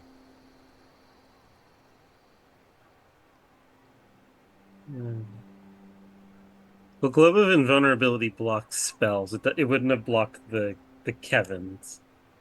You are 100% correct. Is there another spell I'm thinking of that just Force There wall. it it might have been? there is a sphere where it's like you're literally but there's like if we're going to like there's like some that are just like you shouldn't be able to hear them then because it's like I'm going to say it's two things. You have Glove of Invulnerability and Force Wall. Because that won't stop sound, but it will stop just about everything else. Hmm. I thought there was like a cube one. Nope, there's no spells with the word cube in them. Really? Missed opportunity. Yeah, I know. Yeah. Luke's resilient sphere is another one. Is that I it? think that's what I'm thinking of. That's what I'm thinking of at least. That's what it is. Odilux Resilient Sphere is the one I was thinking of. Hmm. Gotcha. Okay. Yeah, that was it. So yeah, Odilux Resilient Sphere or whatever the I think it's just the non copywritten version of it or non trademark version of it is just Resilient Sphere. Yeah, Resilient Sphere is just the normal one. Yeah. So yeah, so that's what it is. Is you would recognize a Resilient Sphere when you see it. Oh, this is actually my specialty. Disintegrate the spear. Okay. Says this disintegrate spell gets cast at it. You watch as it gets close. The disintegration spell just vanishes. The sphere is gone. Kill him. The Were Slayers will begin throwing daggers at him. Okay. As all of you start just raining daggers at them, they all going ping, ping, ping, and they all start raining back on you and Relwyn and Talbot. Don't hit the cage. Oh, sorry. I'm sorry, is the daggers actually bouncing out the cage or is there No, there's still the sphere's still there. Oh. Oh, Oh, it's not the normal resilient sphere then. I'll say you would have recognized that the disintegrate spell vanished before it got to the sphere. It's Dark Lord bullshit. Sacre bleu. this would dispel magic take care of that? You're not sure. You don't know what happened that would like disintegrate's not a spell that normally just kind of has a moody day and Oh no, decides to go away. I'm sorry. Relwyn is actually asking the spellcasters Oh, would dispel magic take care of whatever Well, just did that? So normally, when you cast Disintegrate, it bypasses both Globe of Invulnerability, Force. Disintegrate's kind of like a catch-all spell for things like this. So when I say it's Dark Lord nonsense, I have no idea. if anyone wants to roll Arcana or Perception, you can do that. See if you can figure out any other way to deal with this. no, Roland actually has Arcana right now.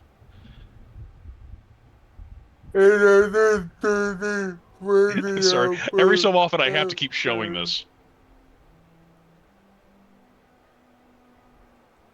Yeah, Is that nat 20. nice? So, and what was that? Perception or Arcana? Arcana. Arcana. All right. So, looking out and seeing the fact that the spell vanished like that, your first thought would be a counter spell. But you know for a fact that Father John cannot counterspell. So there must be something else. And seeing the fact that he has these magic bracelets, The bracers. you start thinking, well, if he's got one magic item, maybe he's got another. And so you think if there was a rune of warding somewhere that was specifically designed to counter disintegration spells, being the only thing that gets rid of a resilient sphere, that would make sense.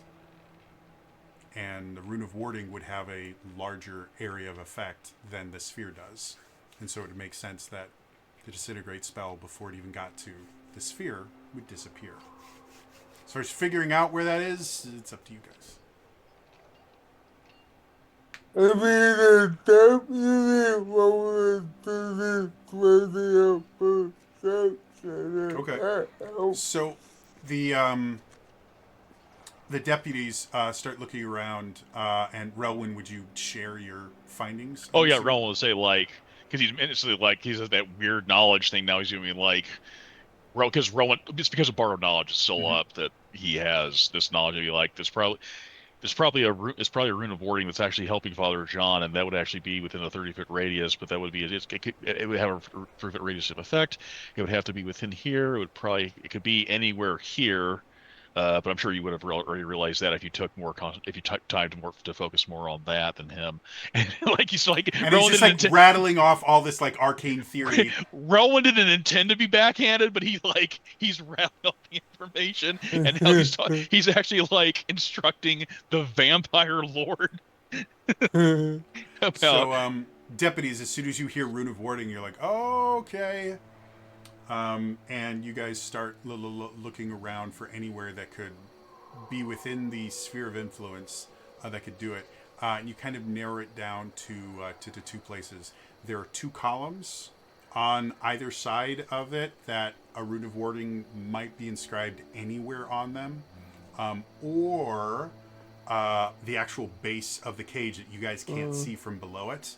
The bottom of the cage is solid. So the Rune of Warding could be there. It's just you guys can only see the other side of the surface that it's inscribed on. But those are the two places you think it could possibly be. As you guys are discussing it, suddenly you see another wave of zombies, skeletons, and now you're starting to see whites and other kind of more deadly creatures starting to come out. Relwyn, you would recognize that while another turn undead will destroy most of these, whites are more powerful than something you could disintegrate. What do you all want to do? If they're about to come, I just think,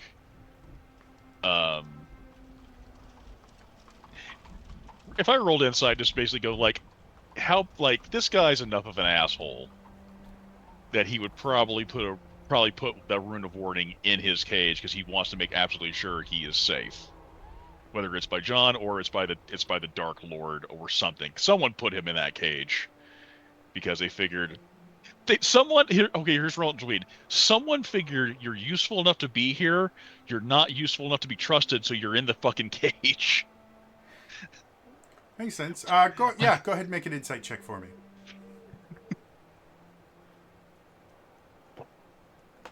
Uh, 12 plus 10, 22.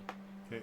So, yeah, you're like, it would make sense. He would want to feel control over it, despite the fact that he probably has no idea how to turn it off or on. He would want the rune as close to him as possible. So you're thinking, yeah, it's probably on the bottom of that cage, which means it is protected inside the sphere of Ultialuk. Does resilient fear stop magic from getting inside? Yes, it does. Spells can't be cast in or out of it, and physical things can't pass through it either. Okay, Roland could be like, okay, I looked at the wizard. Hypothetically, if he was a big enough asshole and like he's pointing at the whites that are coming, puts it inside the sphere, Rune of Warding, how would you deal with that? Dispel it. But you can't dispel it because it's inside the sphere. Then wouldn't the rune of warding not be able to disintegrate spells that are outside the sphere? What was it on the bottom?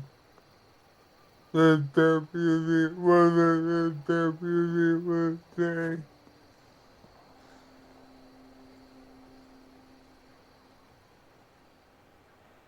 Arcana check for anyone to see if they can kind of figure out what's going on here. It's all good. I'll keep doing Come on, we're slayers. I'm pretty sure I won't.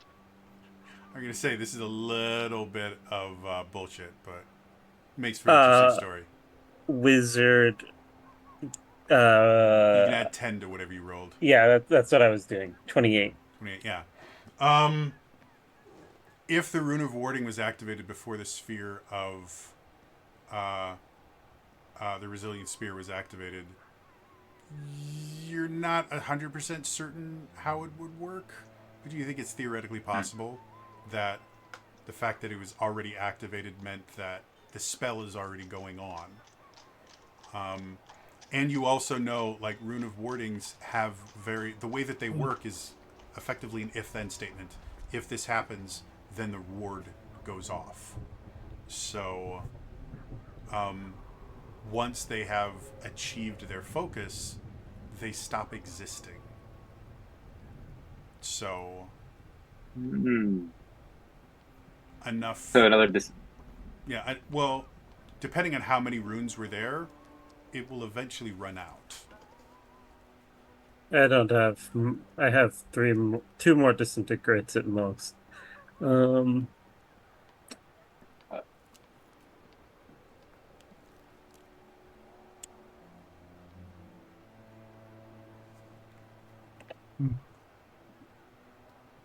Sorry, so no, go ahead. go ahead. No, go ahead. No, I was just gonna say something stupid. Kevin will be like, so if I just like shout disintegration, will that trigger it? Could you please go start dealing with the undead so we can? Yes. Deputies and Kevin and crew, please deal with some of the undead while we try to. Yeah. Oh. Kevin and crew will start attacking the zombies. And by the way, I also Yeah. don't know if that'll also help them because now I'm sure they're in my radius, as well as Talbot, and because the Beacon of Hope going on. Mm-hmm. I mean, yeah, it helps them. At this point, if you want both the Wereslayers and the deputies to kind of deal with the undead, there's enough of them there that they can basically stalemate the undead. You guys have to turn off the thing that's bringing them on, but those two groups are enough to keep them so you guys can deal with that. Basically, adults are talking, you guys go over here. Okay.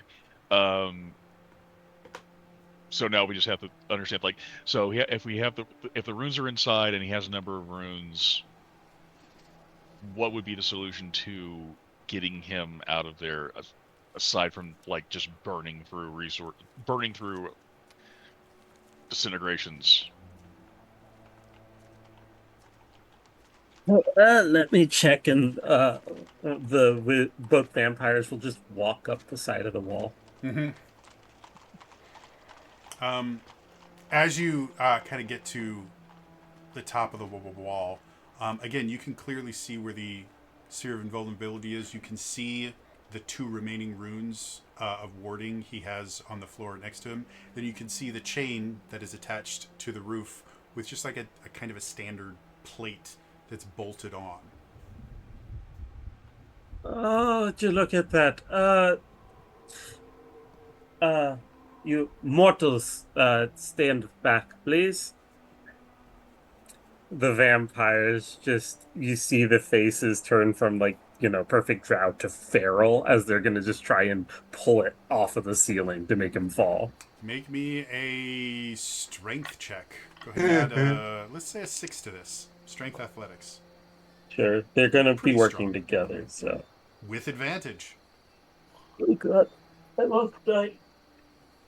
Right away! So yeah, you watch as these two vampires just casually walk up the wall, conversing. They get up, they go, oh, okay, and now they're on the ceiling, and they both kind of take hold, and then suddenly, they go, full-on demon mode, and they start trying to pull it out, and you can see this is very much upsetting Father John. No, that's not how. Shoot. Go ahead. I rolled an 18. Okay. So shoot, go! And he starts you see him kind of pick up something and he throws it at you and it bounces off the resilient sphere and hits him in the face.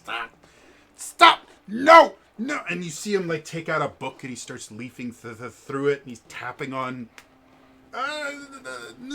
and he's making these motions towards you guys, and you suddenly see like some undead bats start kind of slowly making their way up to the vampires. But before they have time to do it, you guys hear this, and the 4 bolts that were kind of holding it on are ripped out, and now you guys are kind of holding the cage between the two of you. Rowan is like Mason shield in hand. He's just like, oh no, we're moving back. We're moving back. Oh, Everyone, maybe we just start swaying it back and forth. Maybe blunt trauma. so there are 2 columns nearby. Do you want to attempt to hit the columns? Yeah, they're trying to basically bounce him off the sides of the resilient sphere. Okay. So you guys watch as they're swinging, it impacts the column, and it actually does some damage to the column itself. But you watch as he is slammed because large portions of the cage are inside the resilient sphere, and the cage itself is kind of like wrought iron and has like spikes and stuff on it. And so as he's slammed against parts of the cage, they start digging into him. And you see them slam him against another one, and you see him get impaled again and again. This is one of those when you know those containers that you have smoothies and drinks and stuff in that have that wire ball in the center. The mixer and tumbler. You just like and you just shake and you shake the tumbler, and so he's in the center of the ball in the Stanley Cup that's now getting batted around. And so you do that like 3 or 4 times. He's like, stop! And now his robes are all bloody, and you can see like his nose is bleeding a little bit. He's got like one of his eyes is kind of swollen shut, and now, no! And he starts like slamming. And as he's done that, you watch as he damages one of the wards. And as he accidentally kind of scratches a part of the outside of the ward, and that one's gone. And he starts looking around, and then he starts kind of like holding himself in place, which isn't really working because you guys are swinging it really hard. You watch as he's flopped around, and some blood spills onto another one of the wards, and they. I was gonna say, is like as this is going on, it's like Monsieur Padre. My first time pronouncing it. Might I suggest pulling all the way up to you and then just letting go?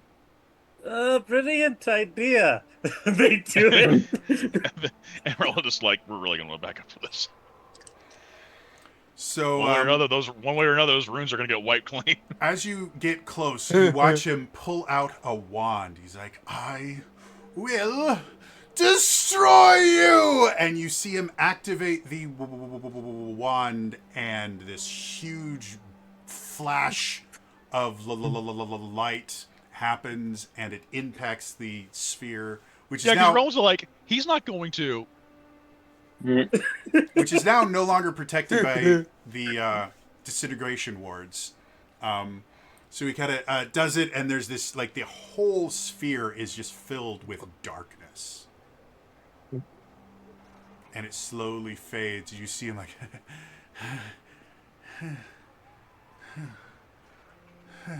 I didn't remove the spear, monsieur. Have a nice trip. And they both let go. Tung, tung, tung, tung, tung, tung, tung, tung. Dum. He's there. You could see, it looks like he has a broken leg now. He is screaming. His robes are covered in blood.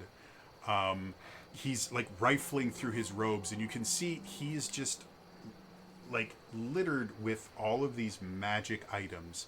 Some of them you recognize, some of them you don't know. A lot of them are wands. There's a few scrolls in there. You see him take out a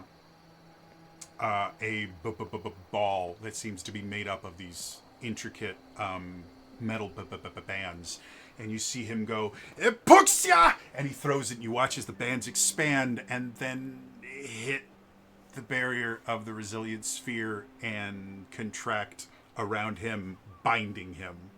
No! What? Why Oh, does that be all zombies. he... Well then, Vasile, was he always this, stupid? He was always incompetent. I mean, I would not incompetent, lazy by status. Both vampires turn into bats and they just fly down and then turn back. Well, you can disintegrate it open now. Uh, to be fair, I think he's just stuck there. We could wait it out. Whatever he's doing, he's directing the undead. So whatever is on him is controlling the undead. Fair enough, and just casually disintegrates the barrier. So you guys watch as the barrier just it's completely out, and he is struggling against these bands, and he's trying to speak, but one of the bands has covered his mouth. You see him kind of reaching, and he's almost got, like, his finger is like touching one of the other wands. You could see him trying to kind of grip one of the wands while he's restrained with these bars or these bands around him. The warlock just picks the wand off him. Okay. As you kind of look at the wand, you're like, Finger of Death. That's a fun one. I think while he's like bound up, it's like I believe his bracers or his little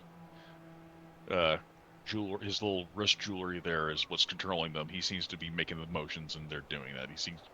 He seemed to love the orchestrating. Do you care for this man? Looks around the temple. Looks at Talbot, is like taking care of Talbot. Like Talbot's probably just Talbot at this point is not technically unconscious, but is barely so. exhausted. Yeah, like he's collapsed now. He's not really responding to anyone. He's just kind of in a puddle of himself. Relwyn takes a knee and is like consoling Talbot, but looks to the vampire lords. Goes, absolutely not. Does he look human? Yes, very much human. There's multiple ways of doing this. Like, we could drain him of his blood, and yes, there is blood, but he would make such a bad vampire. You see his eyes widen, and he kind of rolls over, and he starts like inchworming his way away from you. Relwyn heard the word he said. I can't repronounce the word he said when he gave the magic word for the bands. Roll me a history check. Unless you have an eidetic memory for, because there's a feat that gives you that. I don't have that feat now. Yeah, history check. We'll call it a DC 10. So if you can get a higher than a 10, you'll remember it. Well, I rolled an 8, and my so that'd be a +3. Okay, so yep. So you wrote it. It was a Pixium. A Pixium. Yeah. Okay. Pixium. He was like, I know it's like it's context as like not just saying the word, but it's context. Like he said the magic word was a Pixium. Yeah, the way the vampires probably have seen this. Like this is like a toy that you give to vampire children to kind of play with the humans. And so you guys know how it works. Use the magic word. Well, I literally saw him say the magic word, and he threw it, and then it bounced on it back on him. Use the magic word; it'll unrestrain him. Yeah. So, no, we're not going to give him the grace of joining our clans, but he can become an eternal servant. And the warlock just flicks the wand he picked off of him. And so the wizard goes, Epixium, and the warlock finger of deaths him. Okay. So he watches the bands go off, and he's like, and then down. Instant corpse. Wait for it. Like 7 hit points. Wait for it. About now, he's a zombie.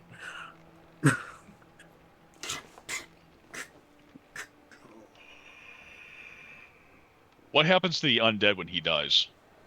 The bracelets kind of fell off of his wrist, and as the Wereslayers and the deputies are kind of dealing with them, you watch as the remaining undead kind of become feral, and they just start rushing out, but there's no more undead coming. So with a little bit of guile and a little bit of luck, you guys are able to kind of get the rest of them down. The whites probably giving you the most trouble because they are intelligent undead. But yeah, you guys are able to deal with that. And now you just have this zombie servant. And it comes over. Mage hand gives him a broom. Clean. Takes the broom, chews on it. No. Clean. Narratively speaking, so Rowan will hand off one of them. He's with Talbot. He's let them handle here. Like Talbot, this will only solve a little bit of the problem. He's and he's going to give Talbot one of his potion of healing. Okay. Talbot sees it, kind of tastes it, like, go on. You always add something sweet. I told you they're not supposed to taste good. They're supposed to heal. No, if it tastes good, sometimes it helps them drink it more. You fool. Blasted. Stupid. And you see him just start kind of breaking down, and with the last amount of strength he has, he just kind of wraps his arms around you. Stupid fool. Why did you come back? You're not supposed to be here. Neither are you. No. Neither are they. This is my fault. I knew what was happening. I saw it. I could have ended it. I could have saved everyone, and I didn't. You need to leave. Everyone. No. Take everyone with you. Get out of here. That's not an option. Talbot, he's coming now. If I give him... He's been wanting me my entire life. He has whispered to me. And I've resisted. If I give myself to him, he will spare everyone here. No, he Don't won't. you see? He won't. And Roland, for the first time, is going to say something he's never been brave enough to say before he left. The Dark Lord is a coward. He is a false god, and he is in no way an honorable individual who keeps his word. You can see the delusion that he's been telling himself slowly start to fade away, and you can kind of see it in his eyes. He's trying desperately to hold on to it. He's no. I'm sure that beacon of hope actually still might be going on. Yeah. He was like... And he just said there, no. He told me I was going to sacrifice myself for them. They were going to all live.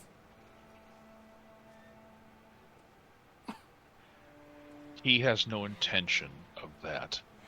And we are fighting him. And you watch as he just descends into emotion and just starts kind of weeping into your shoulder, and you can see all of the stress and agony and pain that he's been dealing with for however long he's been fighting these undead on his own is just finally coming to the forefront, and he just melts in your arms, bawling his eyes out. You can still feel the desecration that's been cast on the temple, getting rid of, or turning off the bracelets effectively, have stopped the undead from rising and coming out. But the ground still here, the ground here has still been unhollowed. Yeah. Unfortunately, Roland doesn't. He would have to, in a normal situation, he could Yeah. learn hollowed, but that's not an option in the But conventional you do terms. kind of get the feeling that the longer you stay here, the more bad things are going to happen. Staying on unhallowed ground Yeah. is a bad idea. The vampires are fine. Yeah, the vampires are right now. They're thinking about how can we accessorize this one. Maybe if we give him an at. Roland will simply go. He has more than enough magical items. Between the two of you, let's take those off, and let's go to the center of town. You still have several hours to go. Someone help me with Talbot. Okay. So This What? definitely will help you, wait, help him move and, yeah, he basically needs to kind of like arm in arm yeah. kind of thing. Your He new, can't walk right now. your new name This is deputy can easily do that. Okay. your new name is Jacques. Follow us, Jacques. Yuck. And he's sweeping as he follows you. And every so often when he thinks you're not looking, he'll like chew on the brome. You know, we have been looking for a new, expanding into artificers. That could be one. But yes, we would have to convince him, and then there's like 100 years of a process to become a house elder. We'll talk about it. Workshop. Ask him later. So, as he kind of chews and sweeps and goes through, is there anything else you guys want to do in the temple before you leave? Okay. The beacon of hope kind of Yeah, as I say. fades away after. I think it's. Is it 10 minutes that it lasts? Third level spell. I think it lasts about that long. 1 minute. 1 minute. Okay. So yeah. As the beacon of hope fades, you start feeling kind of the full effect of the unhallowed ground, like your stomach starts to turn. Relwyn, it affects you the most because of your not only connection to divine power, but also the fact that this is a temple dedicated to your deity that has been desecrated. So And I am a grave cleric. Yeah, so you're starting to feel horrible here. Yeah. Oh, I feel like I'm 200 again. So you guys are able to bring everyone back to the center of the town with about an hour and a half left before shit hits the fan. And somebody was grabbing the magical items, Yeah, right? the vampires the vampires kind of collected them all up. I will Yeah. give you guys a list of all the nonsense this moron had.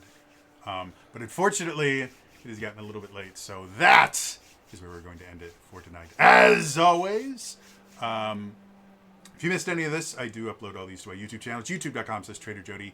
DJ Artie, great to see you again, dude. I try to catch your streams every so often. You just stream very, very late. But great to see you again, dude.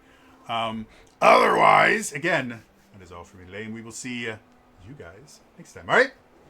Bye-bye.